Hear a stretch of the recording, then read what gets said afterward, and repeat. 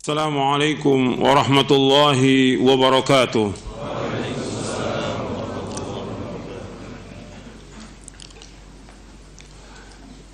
Innal hamdalillah nahmaduhu wa nasta'inuhu wa nastaghfiruh wa na'udzu billahi min shururi anfusina wa min sayyiati a'malina. Man yahdihillahu fala mudilla lahu wa man yudlil fala hadiya lahu. أشهد أن لا إله إلا الله وحده لا شريك له وأشهد أن محمدا عبده ورسوله يا أيها الذين آمنوا اتقوا الله حق تقاته ولا تموتن إلا وأنتم مسلمون يا أيها الناس اتقوا ربكم الذي خلقكم من نفس واحدة وخلق منها زوجها وبث منهما رجالا كثيرا ونساء واتقوا الله الذي تساءلون به والأرحام إن الله كان عليكم رقيبا يا أيها الذين آمنوا اتقوا الله وقولوا قولا سديدا يصلح لكم أعمالكم ويغفر لكم ذنوبكم ومن يطع الله ورسوله فقد فاز فوزا عظيما أما بعد فإن أصدق الحديث كتاب الله وخير الهدي هدي محمد صلى الله عليه وعلى آله وسلم وشر الأمور محدثاتها وكل محدثة بدعة وكل بدعة ضلالة وكل ضلالة في النار. أيها الإخوة أعزكم kepada jamaah yang hadir dalam kajian ini yang mudah-mudahan dirahmati oleh Allah Ta'ala, dan kepada seluruh pendengar dan pemirsa kajian ini dari kaum muslimin yang mudah dirahmati oleh Allah Ta'ala. Alhamdulillah, kita bersyukur kepada Allah atas semua nikmat yang Allah karuniakan kepada kita, dan kita bersyukur kepada Allah SWT diberikan oleh Allah SWT hidayah di atas Islam dan sunnah. Bersyukur kepada Allah SWT diberikan taufik untuk selalu dan senantiasa menuntut ilmu syar'i yang merupakan kewajiban atas setiap muslim dan muslimah. Ikhwani fid din, azakumullah. Pada hari ini kita akan membahas tentang keutamaan para sahabat radhiyallahu anhum ajma'in, satu generasi yang Allah Subhanahu wa taala tampilkan di tengah-tengah manusia, yang merupakan generasi yang terbaik, yang tidak pernah ada sebelum zamannya Nabi Muhammad SAW dan tidak pernah akan ada lagi, yaitu para sahabat yang merupakan khairun nas, sebaik-baik manusia. Kata Nabi SAW, khairun nasi qarni thumma alladhina yalunahum thumma alladhina yalunahum, sebaik-baik manusia pada zamanku ini, kemudian yang sudahnya, kemudian yang sudahnya. Sebaik-baik manusia dalam akidahnya, dalam tauhidnya, dalam ibadahnya, ilmunya, pemahamannya, amalnya, dakwahnya, akhlaknya, muamalahnya, dan yang lainnya. Mereka yang terbaik di tengah-tengah umat ini. Enggak pernah ada sebelumnya dari nabi-nabi sebelumnya yang menamai para nabi, dan juga tidak sudahnya, karena Nabi menyebut sallallahu alaihi wasallam dengan khairun nas, sebaik-baik manusia, paling baik sudah. Orang yang paling baik ya para sahabat.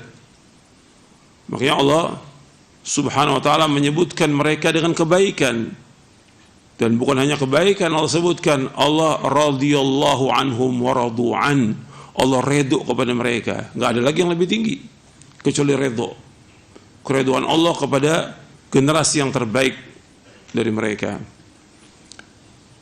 Kemudian dibahas oleh para ulama tentang para sahabat radhiyallahu ajma'in, karena adanya orang-orang yang membenci mereka, mencaci maki mereka, dari kalangan khawarij, dari kalangan nawasib, dari kalangan syiah.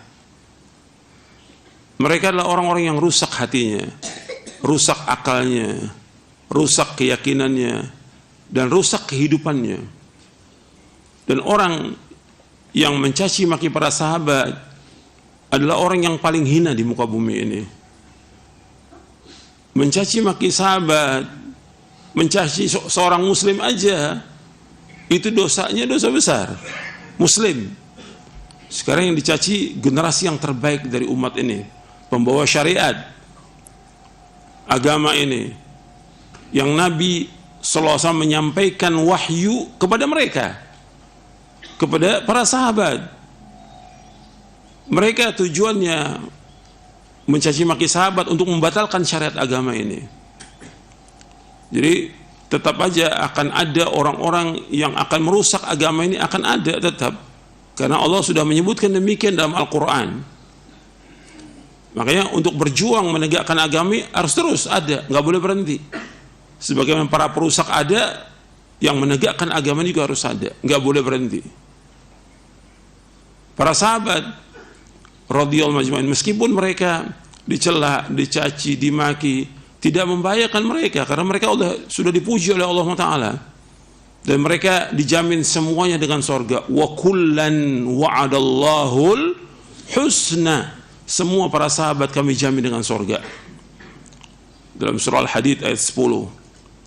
Jadi ikhwan fiddin, azakumullah, kita membahas tentang para sahabat ini karena ada orang-orang yang mencaci maki sahabat, mencela para sahabat, dan meragukan tentang para sahabat. Maka kita bahas di dalam kitab akidah, dibahas tentang masalah ini. Kita akan bahas tentang poin ke-49 dalam syarah akidah Ahlussunnah wal Jamaah. Poin ke-49, untuk melihat bukunya, dan semua lihat bukunya di halaman 407. Poin ke-49 dari syarah akidah Ahlussunnah wal Jamaah. Ahlussunnah memuliakan para sahabat radhiyallahu anhum ajma'in.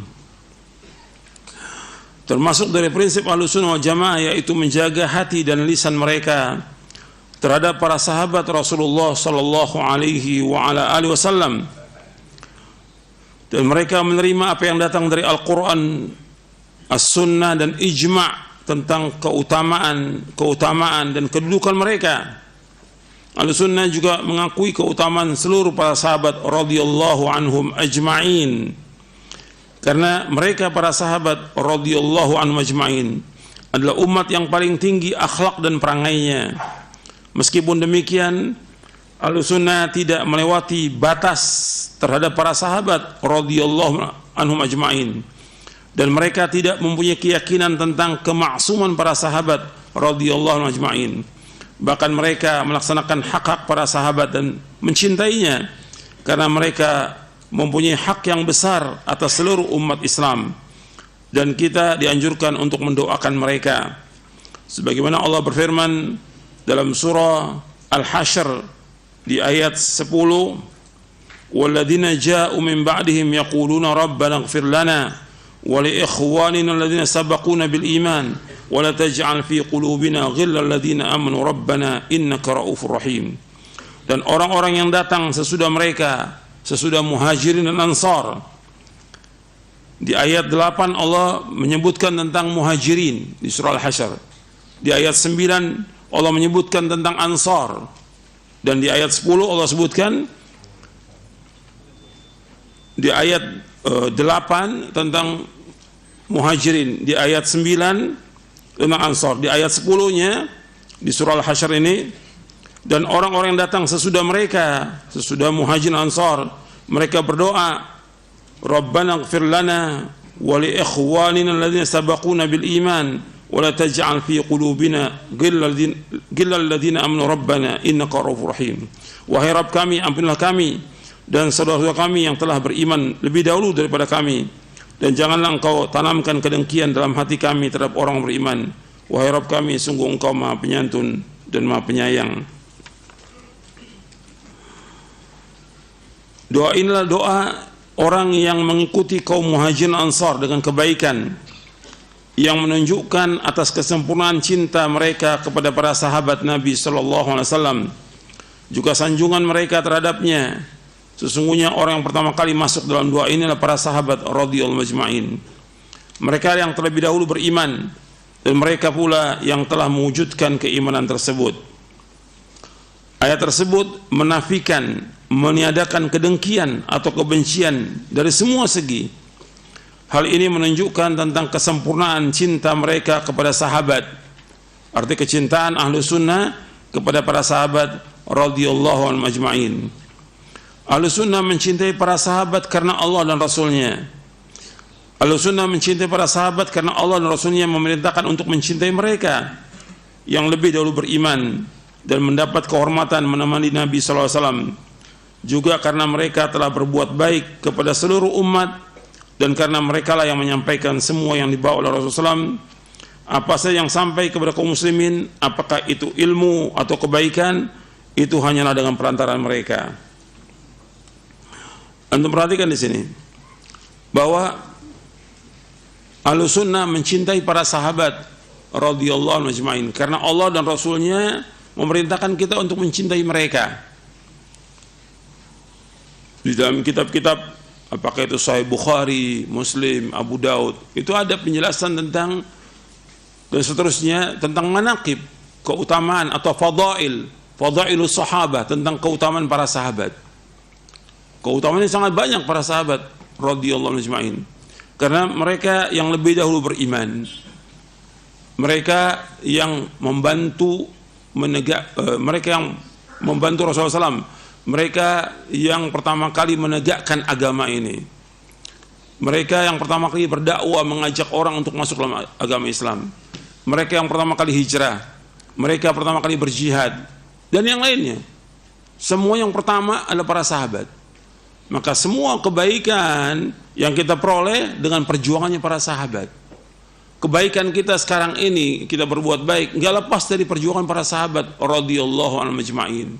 Tegaknya agama ini, yang pertama jelas pertolongan Allah, tapi yang kedua ya perjuangan para sahabat Rasulullah SAW dan para sahabatnya sampai tegaknya agama ini. Makanya nggak bisa dinafikan tentang bagaimana perjuangan para sahabat radhiyallahu anhum ajma'in. Seorang mukmin nggak boleh menjelekkan para sahabat, tidak boleh. Kalau seandainya pun di antara mereka ada kesalahan, tapi kebaikan mereka seperti lautan. 1-2 kesalahan mereka, tapi kebaikan mereka seperti lautan. Hilang kesalahan mereka. Dan Allah sudah janjikan kepada mereka ampunan. Allah janjikan mereka dengan sorga. Sudah cukup tuh. Dan Allah sudah redho kepada mereka. Sudah redho. Dan nanti ada beberapa hadis yang menyebutkan tentang bahwa mereka tidak akan masuk neraka. Ada hadisnya di sini, nanti kita akan baca. Makanya nggak boleh kita mencaci maki para sahabat radhiyallahu anhum, nggak boleh. Rasulullah SAW, saya ulangi lagi. Jadi apa saja yang sampai kepada kaum muslimin, apakah itu ilmu atau kebaikan, dengan perantaraan sahabat. Dan sampainya ilmu wahyu ini kepada kita, Al-Quran dan Sunnah, ya perantaraan para sahabat. Karena Rasulullah SAW pertama kali menyampaikan kepada para sahabat menyampaikan kepada para tabi'in, tabi'in menyampaikan tabi'in sampai sekarang. Dan sanadnya bersambung semuanya. Silsilatul dzahab, mata rantai emas yang tidak terputus. Makanya kita wajib untuk mencintai mereka dan mendoakan kebaikan untuk mereka. Karena itu orang-orang yang terbaik dari umat ini, dan Allah redho kepada mereka. Tentang keredoan Allah, antum bisa lihat yang pertama di dalam surah At-Taubah di ayat 100. Tentang Allah redho. Yang kedua dalam surah Al-Fath ayat 18. Allah sudah menyebutkan tentang para sahabat dan Allah redho kepada mereka. Was-sabiquna al-awwalun minal muhajirin wal ansar walladzina ittaba'uhum bi ihsan radhiyallahu anhum wa radu an wa 'adalahum jannatin tajri tahta al-anharu khalidina fiha abada dzalikal fawzul 'azim. Dan orang-orang terdahulu lagi pertama masuk Islam di antara orang-orang muhajirin ansar dan orang-orang mengikuti mereka dengan baik. Allah ridho kepada mereka dan mereka pun ridho kepada Allah. Allah menyediakan bagi mereka surga-surga yang mengalir di bawahnya sungai-sungai, mereka kekal dalamnya selama-lamanya, itulah kemenangan yang besar. Dalam surah At-Taubah ayat 100. Kemudian dalam surah Al-Fath ayat 18 Allah berfirman, laqad radiyallahu 'anil mu'minin idh yubayyi'unaka tahta asy-syajarah fa'alima ma fi qulubihim fa'anzala as-sakinata 'alaihim wa athabahum fathan qariba. Sungguh Allah telah meridhai orang-orang mukmin ketika mereka berjanji setia kepadamu Muhammad di bawah pohon. Allah mengetahui tentang apa yang ada dalam hati mereka, dan Allah memberikan ketenangan atas mereka dan memberikan balasan dengan kemenangan yang dekat. Jadi Allah ridho kepada orang-orang mukmin yang berbaiat kepada Rasulullah SAW di bawah pohon. Jumlah mereka kurang lebih ada 1.400 orang, yaitu pohon Samura yang terletak di wilayah Hudaybiyah. Dan para sahabat juga Allah sebutkan dalam surah Al-Baqarah, mereka akan jadi saksi di tengah-tengah umat ini nanti. Kalau Rasulullah menjadi saksi atas para sahabat jadi saksi untuk semua umat. Dalam surah Al-Baqarah ayat 143 Allah berfirman, wa kadzalika ja'alnakum ummatan wasata litakunu syuhada 'alan nas wa yakuna ar-rasulu 'alaikum syahida. Demikianlah kami jadikan kamu umat Islam, umat pertengahan, umat yang adil, umat yang baik, agar kalian menjadi saksi atas perbuatan manusia dan Rasul SAW menjadi saksi atas perbuatan kalian. Dari ayat ini dijadikan dalil oleh para ulama ahli hadis di dalam kitab-kitab mereka untuk menjelaskan bahwa as-sahabatu kulluhum udul. As-sahabatu kulluhum udul. Para sahabat semuanya adil. Ya, kalau rawi-rawi hadis diperiksa, untuk sahabat nggak perlu diperiksa, karena Allah sudah menyaksikan mereka, Allah redha pada mereka, dan Allah jadikan mereka sebagai umat yang terbaik dan menjadi saksi atas seluruh manusia. Maka dikatakan oleh para ulama bahwa para sahabat kulluhum udul, semuanya adil, semuanya orang-orang yang baik. Maka dijelaskan oleh Al-Hafidh Abu Bakar Ahmad bin Ali bin Thabit yang terkenal dengan Al-Khatib Al-Baghdadi. Ini yang saya bacakan dari kitab saya, Mulia dengan Mansalaf. Di buku Mulia dengan Mansalaf ini ada bab tentang keutamaan salafus saleh. Di bab yang ketiga di buku Mulia dengan Mansalaf, di bab yang ketiga ada keutamaan salafus saleh. Ini saya lagi bacakan antum dari buku Mulia dengan Mansalaf. Jadi dijelaskan oleh Imam Al-Hafidh Abu Bakar Ahmad bin Ali bin Thabit yang terkenal dengan Al-Khatib Al-Baghdadi rahimahullah, yang wafat tahun 463. Beliau membuat pasal khusus dalam kitabnya, itu dalam kitabnya Al-Kifayah fi Ma'rifati Usuli Ilmi Riwayah, di juz yang pertama. Kata beliau tentang pujian Allah dan Rasulnya, tentang keadilan para sahabat, dan tidak perlu ditanyakan lagi tentang mereka. Sesungguhnya yang wajib adalah menanyakan, memeriksa perawi hadis sesudah mereka. Kemudian beliau menjelaskan wajib memperhatikan keadaan para perawi selain sahabat yang meriwayatkan hadis dari Rasulullah SAW, karena keadilan terpercayanya para sahabat telah sahih dan telah diketahui melalui pujian Allah terhadap mereka, dan Allah mengabarkan tentang kesucian mereka, serta Allah telah memilih mereka berdasarkan dalil dari Al-Quran. Kemudian beliau membawakan ayat dalam surah Ali Imran ayat 110, kuntum khaira ummatin ukhrijat lin-nasi ta'muruna bil ma'ruf wa tanhauna 'anil munkar wa tu'minuna billah walau amana ahlul kitabi lakana khairan lahum minhumul mu'minuna wa aktsaruhum fasiqun. Jadi Allah menyebutkan kalian, itu para sahabat pertama kali, sebaik-baik manusia yang ditampilkan di tengah-tengah manusia ini, menyuruh yang ma'ruf, mencegah yang mungkar, dan beriman kepada Allah. Kalau seandainya ahlul kitab itu beriman, lebih baik buat mereka. Tapi di antara mereka yang dapat petunjuk, di antara mereka ada yang fasik. Kebanyakan mereka orang fasik.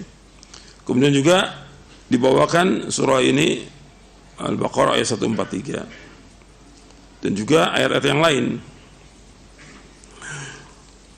Dan dia mengatakan ayat ini meskipun umum tetapi yang dimaksudlah khusus, yaitu para sahabat. Ayat ini maksudnya surah Al-Baqarah ayat 143. Ayat ini meskipun umum tapi yang dimaksudlah khusus, yaitu para sahabat radhiyallahu anhum ajma'in. Dan tentang para sahabat, sebelum saya lanjutkan, tentang definisi sahabat itu, ya, di bab yang ketiga ini dimulai dengan masalah, saya sebutkan as-sahabiyyu adalah orang yang bertemu dengan Rasulullah SAW, beriman kepadanya dan meninggal dalam keadaan Islam. Jadi sahabat itu orang yang bertemu dengan Rasulullah SAW dalam keadaan beriman dan meninggal dalam keadaan Islam. Itu sahabat. Dia bertemu dalam keadaan dia beriman dan wafat dalam keadaan beriman. Berarti kalau dari definisi ini, bahwa orang munafik bukan sahabat dan sahabat bukan munafik, gitu. Karena dimasukkan oleh orang-orang Syiah laknatullah alaihim bahwa sahabat ada yang nifak. Tidak, bahwa orang-orang munafik bukan sahabat dan sahabat bukan munafik.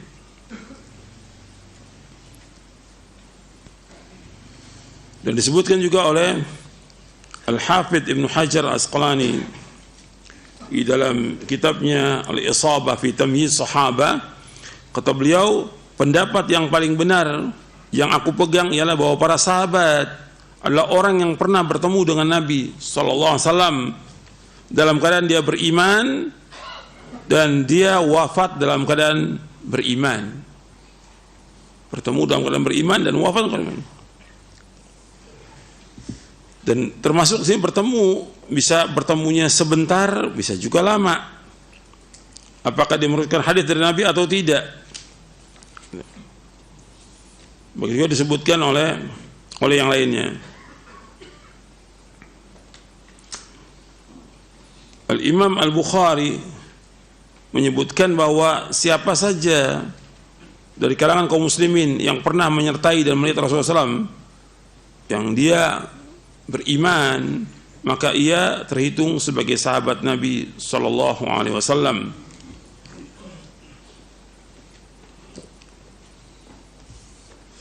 Kemudian disebutkan juga oleh Abu Muhammad bin Hazm, yang terkenal dengan Ibnu Hazm, yang wafat tahun 456 Hijriah.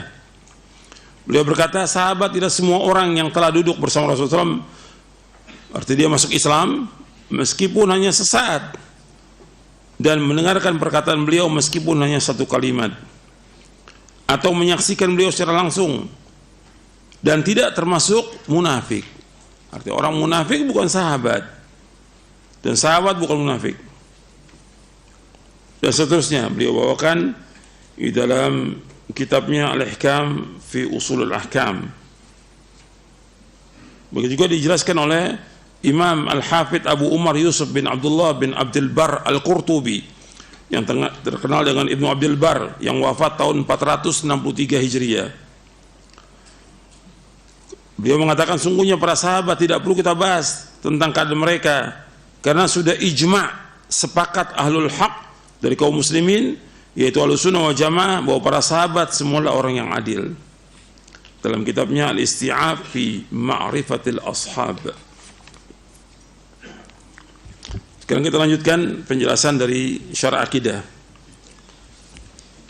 Kita melihat di halaman 408, Rasulullah SAW melarang keras umat Islam mencaci maki para sahabat radhiyallahu anhum ajma'in, sebagaimana beliau sallallahu alaihi wasallam bersabda, la tasubbu ashabi fa walladhi nafsi biyadihi law anna adakum anfaqa mithla uhudin dhahaba ma balagha mudadim wal nasifa.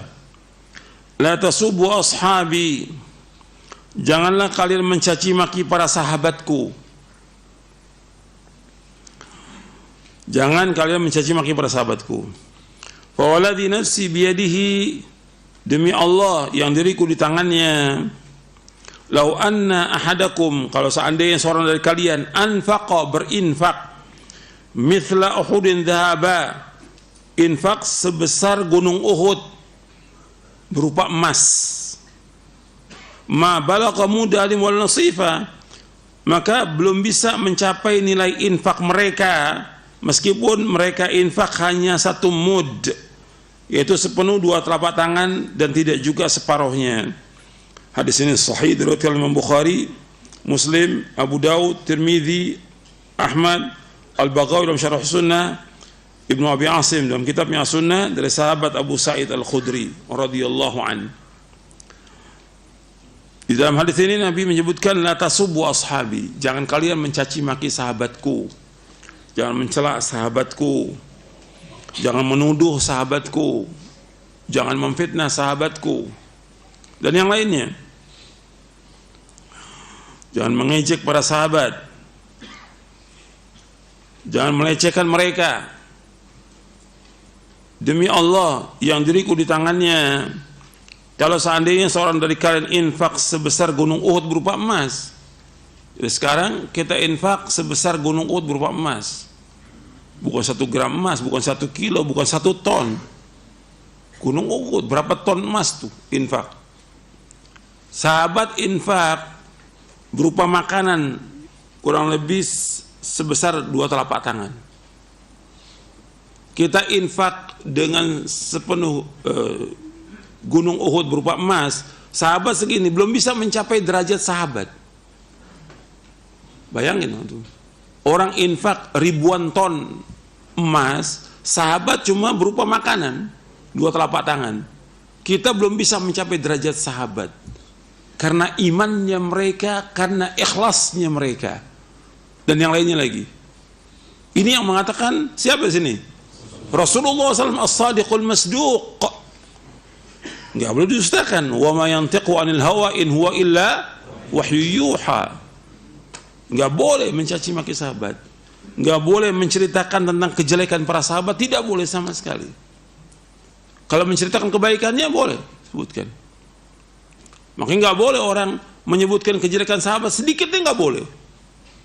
Kata Nabi SAW, wa idza dzukira ashabi faamsiku, apabila disebutkan kejelekan sahabatku kamu diam, jangan lanjutkan pembicaraan itu dosa besar, bukan dosa kecil, dosa besar. Dan orang yang melaknat, mencaci maki sahabat, itu dia dilaknat oleh Allah, malaikat, seluruh manusia. Untuk melihat hadisnya, Nabi SAW bersabda, man sabba ashabi fa'alaihi la'natullahi wal malaikati wan nasi ajma'in. Barang siapa yang mencaci maki para sahabatku, maka baginya laknat Allah, malaikat, dan seluruh manusia. Barang siapa yang mencaci maki para sahabatku, maka dia mendapatkan laknat Allah, malaikat, dan seluruh manusia. Hadis ini hasan, diriwayatkan oleh Imam At-Tabrani dalam Mu'jamul Kabir dari sahabat Ibnu Abbas radhiyallahu anhuma. Disahihkan oleh Syekh Al-Albani dalam silsilah hadits as-sahihah di juz yang kelima.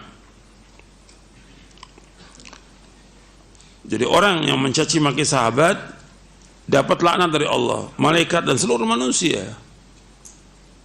Orang sekali aja dia mencaci maki sahabat, dosanya bukan dosa kecil, dosa besar. 2 kali, 3 kali. Kalau setiap hari, ya besar sekali dosanya. Maka sebagian ulama mengkafirkan orang mencaci maki sahabat. Sebagian ulama, diantaranya Imam Malik rahimahullah. Dan juga akibatnya jelek orang yang mencaci maki sahabat. Ini kalau antum lihat orang-orang yang mencaci maki sahabat, yang udah jelas orang-orang Syiah ya, bahkan dalam sholatnya juga mencaci maki sahabat yang menemani Nabi seumur hidupnya, yaitu sahabat Abu Bakar dan Umar. Itu mereka caci dalam sholatnya. Makanya kehidupannya rusak orang-orang Syiah itu. Dan rata-rata itu berpengaruh, dosa itu antum perhatikan punya pengaruh kepada semuanya, kepada akal, kepada hati, kepada tubuh. Jadi orang yang berbuat dosa itu punya pengaruh. Nanti antum bisa lihat dan antum bisa baca dalam bukunya Al-Imam Ibnu Qayyim Al-Jauziyah dalam kitabnya Ad-Da' wad-Dawa. Itu punya pengaruh orang berbuat dosa itu. Makanya hati-hati. Kita pun demikian juga. Kalau kita banyak dosa itu punya pengaruh. Semakin banyak dosa, semakin gak waras akalnya. Semakin banyak dosa, semakin rusak hatinya. Semakin banyak dosa, semakin rusak juga dia. Hubungan dia dengan Allah, hubungan dia dengan manusia. Maka dosa itu punya pengaruh yang luar biasa. Makanya orang-orang Syiah, kalau antum lihat, itu di akhir hayatnya itu jelek mukanya. Gitu. Dan rata-rata gila. Gitu. Karena berpengaruh kepada akal dosa itu. Dan orang-orang yang banyak dosa yang lain selain mereka juga demikian dalam kehidupan. Udah berpikirnya udah nggak waras sudah. Gitu. Makanya antum mohon keselamatan, kita selalu mohon keselamatan kepada Allah Taala agar dijaga iman kita oleh Allah, dijaga hati kita, dijaga akal kita. Karena banyak orang-orang yang berakal tapi dia rusak akalnya. Itu pengaruh apa? Pengaruh dosa. Antum perhatikan itu. Ini kalau saya bicara tentang masalah ini panjang ini. Misal ini aja. Makanya ada orang-orang yang diberikan Allah zakat, kepintaran, tapi ketika dibawakan dalil Quran dan Sunnah dia tolak. Gitu. Itu berarti udah apa? Udah rusak akalnya dia. Rusak akalnya. Punya pengaruh. Apa dosa apa yang dilakukan itu oleh dia? Ketika dia sudah menolak dalil dari Quran Sunnah. Makanya Syekhul Islam menyebutkan di dalam kitabnya Dar'u Ta'arul Aql wan Naql. Ada orang-orang yang dikasih Allah zakat, kepintaran, tapi dia tidak bisa paham apa yang disampaikan dari dalil. Tapi ada orang-orang awam yang balid, bodoh, tapi paham apa yang disampaikan. Subhanallah. Ini kekuasaan Allah. Makanya hati-hati itu. Itu pengaruh apa? Dosa. Pengaruh dosa. Gitu. Jadi kalau saya mau bicara tentang akibat dosa panjang dari kitabnya Al-Imam Al-Qayyim Ad-Da' wad-Dawa. Banyak orang-orang yang berbuat dosa itu umurnya tidak barokah sama sekali, waktunya tidak barokah, dan kehidupannya tidak barokah karena banyaknya dosa. Maka antum hati-hati, banyak taubat kita kepada Allah atas semua dosa. Pengaruh itu dalam kehidupan luar biasa pengaruh. Makanya saya kalau bicara soal ini panjang. Banyak orang yang juga malas melakukan sholat segala macam akibat dosa. Bangun subuh selalu telat itu dosa. Dan masih banyak lagi udah dalam kehidupan itu.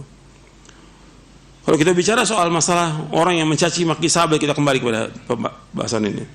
Itu mesti dia rusak udah, mukanya rusak, akhlaknya rusak, dan juga akalnya rusak. Dan ini udah banyak dibuktikan oleh orang-orang yang tinggal bersama mereka ini, orang-orang Syiah. Rusak akalnya, dia akhirnya gila sudah. Bukan hanya orang awam yang ceramah nih, lagi ceramah. Lagi dia ceramah ini dia mukulkan dirinya. Sampai ditolong oleh murid-muridnya. Dan ini bukan kejadian sekali dua kali, ratusan kali udah terjadi. Dan videonya ada. Muammam, artinya orang-orang tokoh-tokohnya Syiah itu. Karena sering mencaci maki sahabat, sampai dia ngomong udah gak waras sudah. Sampai dia mukul dirinya, cakar mukanya, robek dirinya, robek bajunya. Ini kejadian bukan sekali dua kali, ratusan kali udah terjadi. Itu pengaruh apa? Pengaruh mencaci maki para sahabat, radhiyallahu ajma'in. Makanya wajib atas umat Islam untuk taat kepada nabinya sallallahu alaihi wasallam dalam setiap perkara, khususnya dalam masalah ini, memuliakan para sahabat radhiyallahu ajma'in, dan dalam mereka menghormati serta memuliakannya. Dan Ahlussunnah meyakini bahwa sedikit saja dari amal mereka para sahabat itu mengalahkan amal yang banyak dari selainnya. Sedikit mereka beramal itu mengalahkan amal kita. Bahkan bukan hanya amal kita setahun dua tahun, seumur hidup kita. Sebagaimana hadis di atas, dan ini bukti yang besar atas keutamaan para sahabat radhiyallahu ajma'in. Kata Abdullah bin Umar radhiyallahu anhuma, jangan kalian mencaci maki para sahabat Nabi Muhammad SAW. Berdirinya mereka sesaat bersama Nabi SAW lebih baik daripada ibadah seorang dari kalian sepanjang umurnya. Anda perhatikan tuh. Jangan kalian mencaci maki para sahabat Nabi Muhammad SAW. Berdirinya mereka sesaat bersama Nabi lebih baik daripada ibadah kalian seumur hidup. Jadi berdirinya sahabat sesaat itu lebih baik daripada ibadah kalian. Di Mulia dengan Masalaf saya bawakan lafadznya. Di sini enggak, di Mulia Masalaf ada saya bawakan lafadznya. Kata Abdullah bin Umar radhiyallahu anhuma, beliau berkata, la tasubbu ashaba Muhammadin sallallahu alaihi wasallam fala maqamu ahadihim sa'atan khairun min amali adikum arba'ina sanah. Janganlah kalian mencaci maki para sahabat Nabi Muhammad sallallahu alaihi wasallam. Sungguh berdirinya mereka sesaat bersama Nabi sallallahu alaihi wasallam lebih baik daripada ibadah seorang dari kalian selama 40 tahun.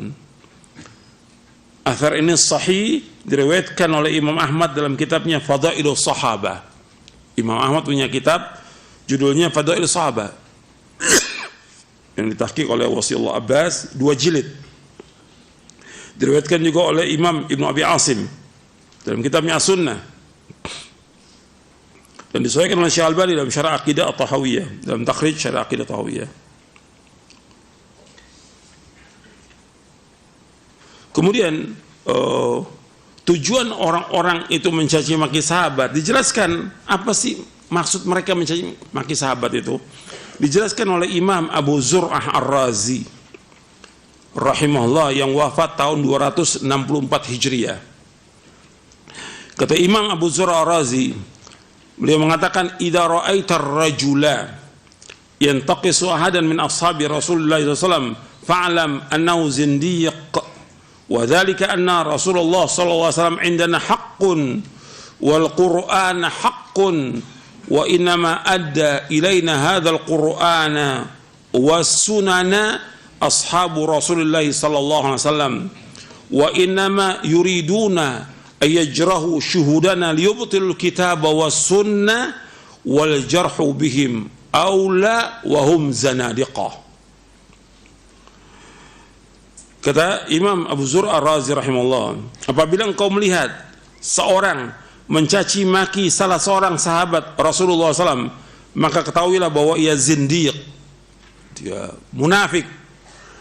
Karena menurut akidah kita bahwa Rasulullah SAW adalah hak dan Al-Quran adalah hak, dan hanya para sahabatlah yang menyampaikan Al-Quran dan Sunnah kepada kita. Mereka hendak mencela saksi-saksi kita para sahabat agar dapat membatalkan Al-Quran dan Sunnah, padahal celaan itu lebih pantas bagi mereka, dan mereka adalah orang-orang zindiq, orang-orang munafik. Ini dibawakan oleh Al-Khatib Al-Baghdadi dalam kitabnya Al-Kifayah fi Ma'rifati Usuli Ilmi Riwayah di juz yang kedua. Jadi tujuan mereka mencaci maki sahabat untuk membatalkan apa? Al-Quran dan Sunnah. Makanya ketika orang mencaci maki sahabat, yang pertama dia mencela Allah, karena yang memberikan tazkiyah tentang kebaikan para sahabat siapa? Allah. Dan Allah redha kepada mereka, radhiyallahu anhum wa radu'an. Yang kedua, dia mencela Rasulullah SAW, karena Rasulullah sudah apa? Sudah menyatakan khairun nasi qarni. Rasulullah juga mengatakan natasubu ashabi. Ketika mereka mencela, dia telah mencela Rasulullah SAW. Yang ketiga, dia telah mencela syariat agama ini. Artinya kalau para sahabat dicela, berarti batal agama ini udah. Karena pembawa rawi-rawi yang membawa untuk menyampaikan Al-Quran Sunnah melalui para sahabat. Nggak mungkin orang langsung tabi'i, nggak mungkin, harus melalui sahabat. Kalau langsung kepada mereka, ya nggak diterima hadisnya. Jadi harus melalui sahabat. Jadi mereka pada akhirnya mencela syariat. Dan ini di belakang mereka adalah orang-orang siapa? Yahudi. dan Nasrani.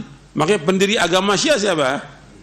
Pendiri agama Syiah Abdullah bin Saba al-Yahudi laknatullah alaihi. Dia yang bikin agama Syiah. Untuk apa? Membatalkan syariat agama ini. Kemudian yang keempat, mereka merusak namanya para sahabat, dan mereka telah berbuat dosa besar, yang paling besar dengan mencaci maki para sahabat. Kita lanjutkan sekarang. Allah dan Rasulnya telah menyebutkan tentang keutamaan yang banyak dari para sahabat dibandingkan umat-umat yang lain. Maka wajib atas umat Islam ini untuk mengimani tentang keutamaan sahabat dan mencintai mereka karenanya. Ahlussunnah meyakini tentang orang-orang yang dijamin masuk surga sebagaimana Allah sebutkan dalam surah At-Taubah ayat 100 dan juga surah Al-Hadid ayat 10. Tadi ayatnya sudah saya bacakan dalam surah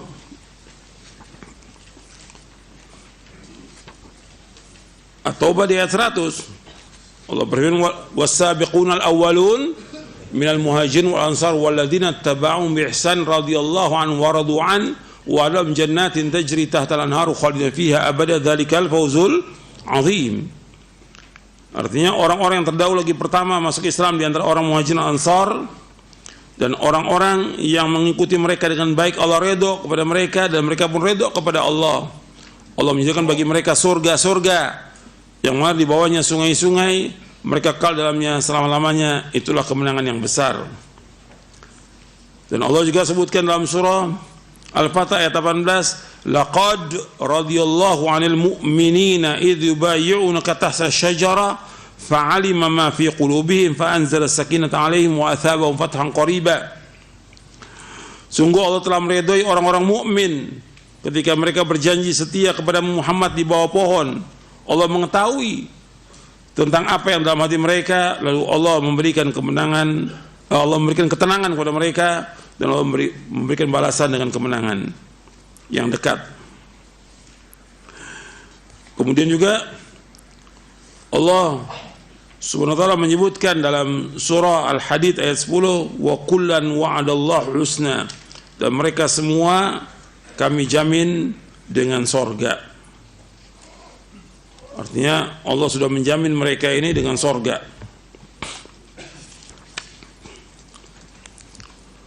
Kemudian kalimat wa kullan wa'adallahu husna, dan Allah menjanjikan mereka dengan sorga. Maksudnya orang-orang yang masuk Islam, berperang dan berinfak sebelum Fatu Mekah maupun sesudahnya, semuanya Allah SWT jamin masuk surga. Hal ini menunjukkan keutamaan para sahabat semuanya. Allah saksikan keimanan mereka dan Allah jamin mereka dengan surga.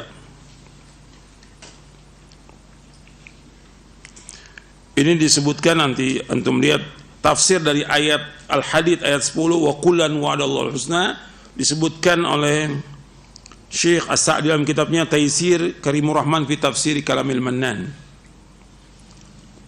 ketika menafsirkan surah Al-Hadid ayat 10. Selanjutnya Rasulullah SAW juga menyebutkan sahabat-sahabat yang masuk surga seperti 10 orang yang dijamin masuk surga. 10 orang yang masuk surga, yaitu yang pertama Abu Bakar As-Siddiq radhiyallahu anhu. Lihat di footnote-nya lihat. Abu Bakar As-Siddiq radhiyallahu anhu, Umar bin Khattab, Utsman bin Affan, Ali bin Abi Thalib, Abdurrahman bin Auf, Zubair bin Awam, Sa'ad bin Abu Waqqas, Sa'id bin Zaid, Abu Ubaidah ibn al-Jarrah, dan Talha bin Ubaidillah radhiyallahu anhu ajma'in. 10 orang. Ketika mereka masih hidup, Nabi sudah mengatakan mereka masuk surga.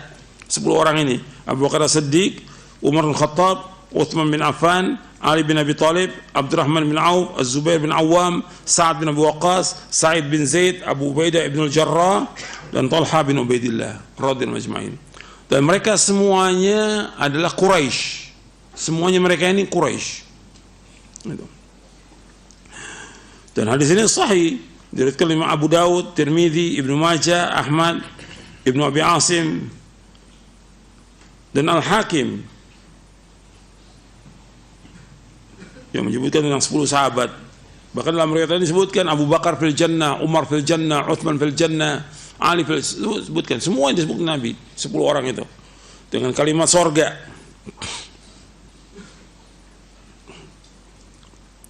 Kemudian sahabat Thabit bin Qais bin Syammas juga sahih riwayatnya. Dan selain mereka dari para sahabat seperti Ummatul Mukminin, Bilal bin Rabah, Abdullah bin Salam, Uqashah bin Mihsan, Sa'ad bin Mu'adz, dan selain mereka radhiyallahu majma'in. Rasulullah SAW juga menyebutkan tentang orang-orang yang ikut perang Badar dan Hudaybiyah bahwa mereka tidak akan masuk neraka. Mereka tidak akan masuk neraka. Rasulullah SAW bersabda, "Lan yadkhulan nar rajulun syahida Badran wal Hudaybiyah." Tidak akan masuk neraka seseorang yang ikut hadir dalam perang Badar dan perjanjian Hudaybiyah. Tidak akan masuk neraka. Lan yadkhulan nar rajulun syahida Badran wal Hudaybiyah. Tidak akan masuk neraka seorang yang ikut hadir dalam perang Badar dan perjanjian Hudaybiyah. Hadis ini sahih dari Imam Ahmad dari sahabat Jabir bin Abdullah radhiyallahu anhuma. Dan orang-orang yang hadir perang Badar ini punya keutamaan yang khusus. Hadir perang Badar. Dan ini merupakan sebesar-besar keutamaan karena Rasulullah SAW mengkhususkan kepada mereka persaksiannya dengan sorga. Dan ini termasuk salah satu bukti kebenaran kerasulan beliau sallallahu alaihi wasallam. Ini salah satu bukti kebenaran kerasulan beliau sallallahu alaihi wasallam. Karena sesungguhnya setiap orang ditentukan dan dijamin Rasulullah SAW masuk surga dengan ketentuan-ketentuannya, maka mereka akan tetap istiqamah di atas iman. Jadi ketika Nabi mengatakan bahwa mereka ini masuk surga, ya Nabi sudah tahu dari Allah bahwa mereka akan istiqamah demikian sampai mereka wafat.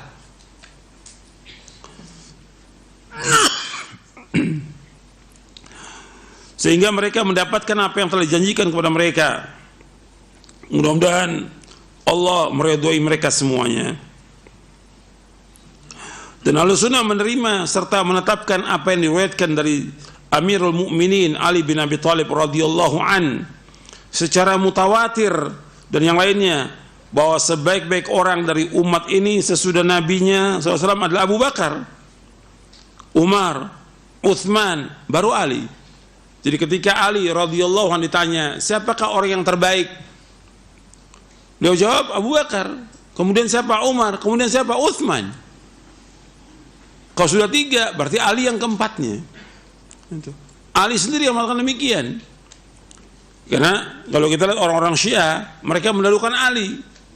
Dianggap bahwa Abu Bakar itu merampas haknya Ali menurut mereka. Hak apa? Hak khilafah. Dianggap merampas. Tidak merampas karena dibayatnya Abu Bakar disepakati oleh seluruh umat Islam. Jadi waktu meninggalnya Rasulullah SAW, Rasulullah wafat di hari Senin. Beliau lahir hari Senin, wafatnya hari Senin. Jadi kalau orang merayakan kelahiran Nabi, pada akhirnya dia merayakan apa? Wafatnya Nabi juga. Karena Nabi lahirnya hari Senin dan wafatnya hari Senin. Dikuburkannya Nabi hari Rabu. Dikuburkan hari Rabu. Waktu itu para sahabat bingung, mesti ada pengganti Nabi. Belum bisa dikuburkan karena belum ada penggantinya. Ini sibuk ini semuanya. Makanya ketika Nabi wafat sallallahu alaihi wasallam, karena cintanya para sahabat, sedih para sahabat. Musibah yang terbesar wafatnya Nabi SAW. Musibah yang terbesar. Makanya kalau kita kena musibah, kata Nabi, ingat musibahku. Kalau kalian kena musibah, ingat musibahku. Apa? Musibah wafatnya Rasulullah SAW. Musibah kita semua ringan. Karena apa? Wafatnya Nabi, terputusnya apa? Wahyu. Yang merupakan ruh dan kehidupan. Wahyu itu ruh dan kehidupan. Wahyu itu. Kemudian bingung para sahabat. Umar karena cinta yang luar biasa, Umar radhiyallahu anhu mengatakan, siapa yang mengatakan Nabi meninggal, aku akan penggal lehernya. Karena cintanya kepada Nabi. Kaget Umar. Kemudian Abu Bakar datang mencium kening Nabi, wahai Nabi, engkau wangi ketika engkau masih hidup dan juga meninggal dunia. Kemudian setelah itu Abu Bakar menemui para sahabat di Masjid Nabawi. Karena sebelahan, Abu Bakar mengatakan bahwa man kana ya'budullah fa innallaha hayyun la yamut. Wa man kana ya'budu Muhammadan fa inna Muhammadan qad mat. Barang siapa yang menyembah Allah, Allah tetap hidup. Barang siapa yang menyembah Muhammad, Muhammad sudah meninggal dunia.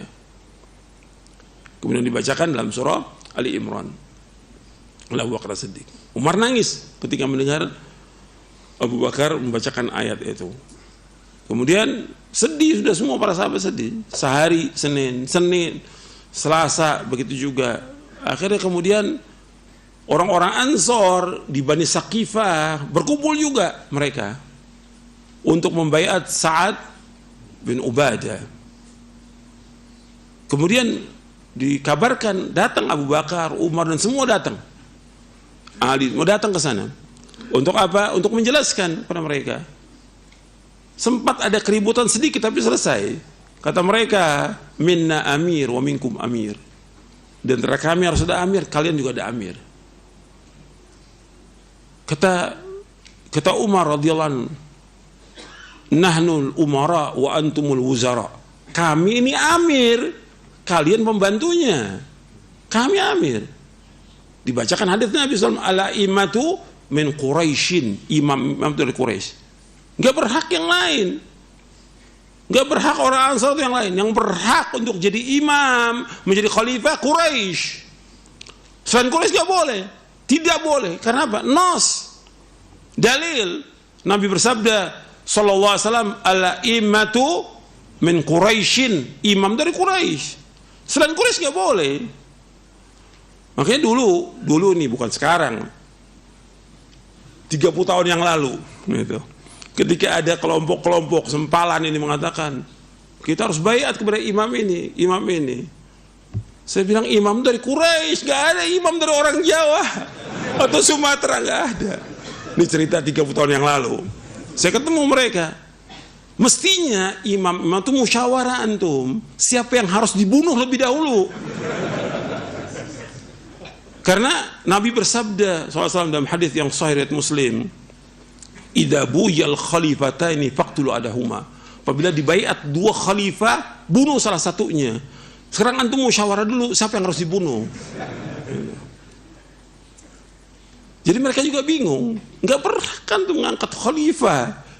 Khalifah itu harus dari siapa? Quraisy, nas.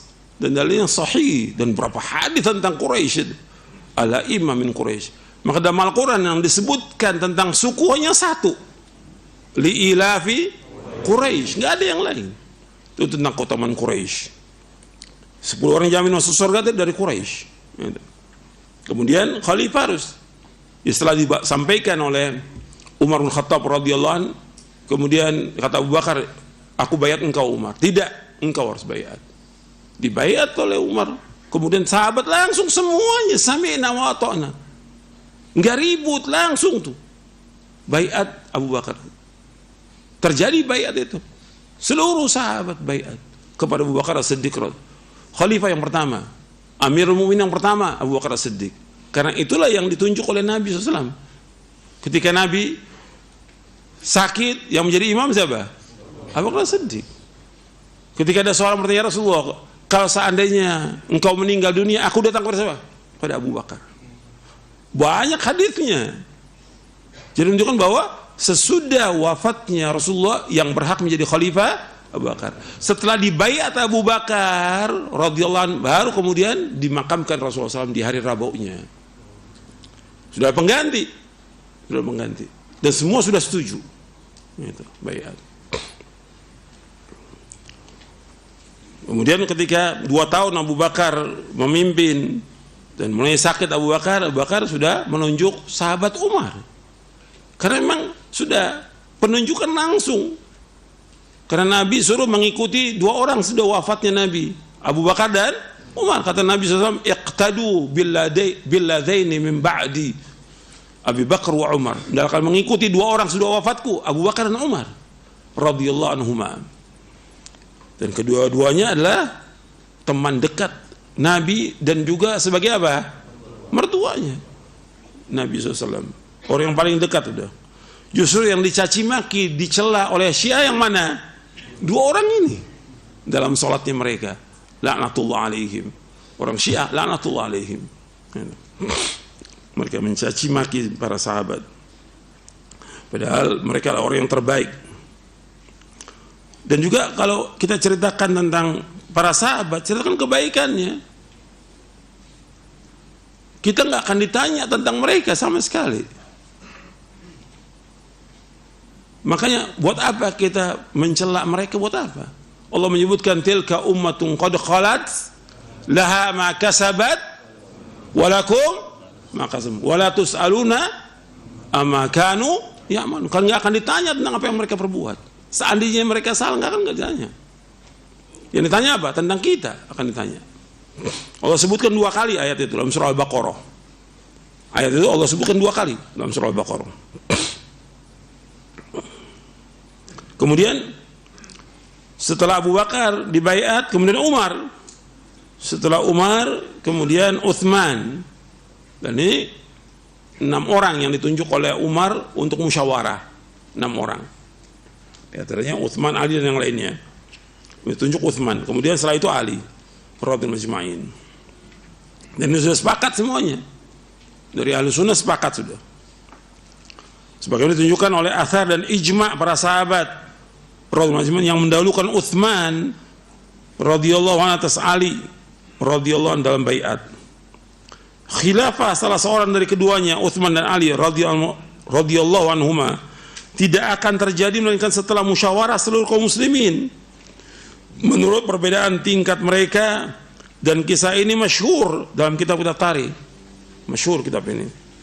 Artinya dalam kitab sejarah masyhur. Ahlussunnah wal Jamaah mengimani bahwasanya khalifah sesudah Rasulullah sallallahu alaihi wasallam adalah Abu Bakar, Umar, Utsman dan Ali radhiyallahu anhum ajma'in. Barang siapa yang mencela atau tidak membenarkan tentang kekhilafan salah seorang dari mereka, maka dia lebih sesat daripada keledai piaraannya. Dalam syarah akidah Al-Wasithiyah oleh Syekhul Islam Ibnu Taimiyah, Ahlussunnah senantiasa setia dan cinta kepada Ahlul Bait sesuai wasiat Rasulullah sallallahu alaihi wasallam dengan sabdanya, udzakirukumullah fi ahli baiti, udzakirukumullah fi ahli baiti, udzakirukumullah fi ahli baiti. Sesungguhnya aku mengingatkan kalian untuk bertakwa kepada Allah terhadap ahlul baitku, yaitu keluargaku. Sesungguhnya aku mengingatkan kalian untuk bertakwa kepada Allah terhadap ahlul baitku, keluargaku. Sesungguhnya aku mengingatkan kalian untuk bertakwa kepada Allah terhadap ahlul baitku, yaitu keluargaku. Hadis ini sahih, diriwayatkan oleh Imam Muslim dari sahabat Zaid bin Arqam. Kemudian disebutkan di lanjutan riwayat itu, antum lihat di footnote. Footnote-nya lihat. Lanjutan riwayat tersebut adalah Husain bertanya kepada Zaid bin Arqam radhiyallahu an, "Wahai Zaid, siapakah sebenarnya ahlul bait Nabi sallallahu alaihi wasallam? Bukankah istri-istri beliau sallallahu alaihi wasallam termasuk ahlul baitnya?" Zaid bin Arqam berkata, istri-istri beliau adalah ahlul baitnya. Ahlul bait. Kemudian ahlul bait yang dimaksud adalah orang yang diharamkan menerima sedekah meninggal beliau. Husain bertanya, siapakah mereka? Jadi ahlul bait ini nggak boleh terima sedekah, nggak boleh terima zakat, tidak boleh. Siapa mereka itu? Zaid bin Arqam radhiyallahu anhu mengatakan mereka adalah keluarganya Ali, keluarganya Aqil. Di situ lafadznya keturunan, itu salah. Yang benar keluarga. Mereka adalah keluarganya Ali. Kemudian keluarga Ali, keluarga Aqil, bukan keturunan, keluarga Aqil. Keluarga Ja'far dan keluarga Abbas. Husain bertanya, apakah mereka semua diharamkan untuk menerima sedekah? Jawab Zaid, iya. Jadi orang yang ngaku keturunan Nabi, dia tidak boleh terima apa? Sedekah, nggak boleh. Ahlul Bait nggak boleh terima sedekah, nggak boleh terima zakat, tidak boleh. Yang termasuk Ahlul Bait di sini pertama kali masuk adalah istri-istri Nabi SAW. Maka dikatakan oleh Zaid bin Arqam radhiyallahu anhu, karena dia perawi hadis yang mendengar langsung dari siapa? Dari Nabi SAW. Jadi dia lebih tahu tentang apa yang dimaksud oleh Nabi SAW. Zaid menjelaskan bahwa istri-istri Nabi adalah Ahlul Baitnya. Kemudian setelah itu disebutkan beberapa keluarga yang termasuk Ahlul Bait. Allah berfirman tentang istri-istri Nabi dalam surah Al-Ahzab ayat 32-33. Allah berfirman, ya nisa'an nabi lastunna ka ahadin minan nisa' in taqaytunna fala takhda'na bil qawli fayatma'a alladhi fi qalbihi maradun wa qulna qawlan ma'rufa wa qarna fi buyutikunna wa la tabarrajna tabarrujal jahiliyatil ula wa aqimna as-salata wa atina az-zakata wa ati'na Allah wa rasulahu innama yuridu Allah liyudhhiba 'ankum ar-rijsa ahlal bait wa yutahhirakum tathira. Wahai istri Nabi, kamu tidak seperti perempuan yang lain. Jika kamu bertakwa, maka janganlah kamu tunduk melemah lembutkan suara dalam berbicara sehingga bangkit nafsu orang yang ada penyakit dalam hatinya, dan ucapkanlah perkataan yang baik, dan hendaklah kamu tetap di rumah kamu. Janganlah kamu berhias dan bertingkah laku seperti orang-orang jahiliyah yang dahulu, dan laksanakanlah salat, tunaikanlah zakat, dan taatilah Allah dan Rasulnya. Sesungguhnya Allah bermaksud untuk menghilangkan dosa kalian, wahai Ahlul Bait, dan membersihkan kamu sebersih-bersihnya. Jadi Allah menyebutkan di sini apa? Kalimatnya istri Nabi dengan apa? Ahlul Bait. Nas Al-Quran ini. Jadi orang-orang Syiah mengatakan istri Nabi tidak masuk Ahlul Bait. Ini mengingkari Al-Quran. Ini orang Syiah mengatakan istri Nabi bukan Ahlul Bait. Padahal Allah menyebutkan innama yuridullah liyudhhiba ankum rijsa ahlal bait wa yutahhirakum tathira. Sesungguhnya Allah bermaksud untuk menghilangkan dosa-dosa kalian, wahai Ahlul Bait, yaitu istri Nabi. Karena awalnya bicara tentang istri Nabi di ayat 32-nya, ya nisa'an Nabi. Jadi Ahlul Bait di sini yang pertama kali adalah di samping anak-anak Nabi sallallahu alaihi wasallam adalah istri-istri Nabi sallallahu alaihi wasallam radhiyallahu anhun. Jadi Allah hendak mensucikan mereka, membersihkan mereka, Ahlul Bait yaitu istri Nabi. Karena mereka umatul mukminin. Jadi Ahlus Sunnah meyakini bahwa umatul mukminin, ibu-ibu kaum mukminin, mereka adalah istri-istri beliau nanti di akhirat. Jadi istri Nabi itu yang 11 itu adalah nanti istri beliau nanti di akhirat, di surga. Kemudian Ahlul Bait Nabi lagi yaitu keluarga Rasulullah, saudara dekat Rasulullah SAW, dan yang maksudnya adalah yang soleh di antara mereka. Sedangkan yang tidak soleh yang nggak masuk, seperti Abu Talib, Abu Lahab, dan yang lainnya nggak masuk. Dan Allah menyatakan tentang Abu Lahab itu dibacakan surah Al-Lahab, tabbat yada abi lahab wa tabb. Jadi binasalah kedua tangan Abu Lahab, dan benar-benar dia binasa. Artinya dia sudah dijamin masuk neraka, pasti udah. Abu Talib, Abu Lahab pasti udah masuk neraka dengan dasar nas. Jadi hubungan darah, sekedar hubungan darah yang dekat dan bernisbat kepada Rasulullah tanpa kesalahan ketakwaan dalam menjalankan syariat Islam tidak manfaat baginya sedikit pun juga. Mudah-mudahan bermanfaat. Wassalamualaikum Muhammadin sallallahu alaihi wasallam. Subhanakallahumma bihamdik asyhadu an la ilaha illa anta astaghfiruka wa atubu ilaik. Assalamualaikum warahmatullahi wabarakatuh.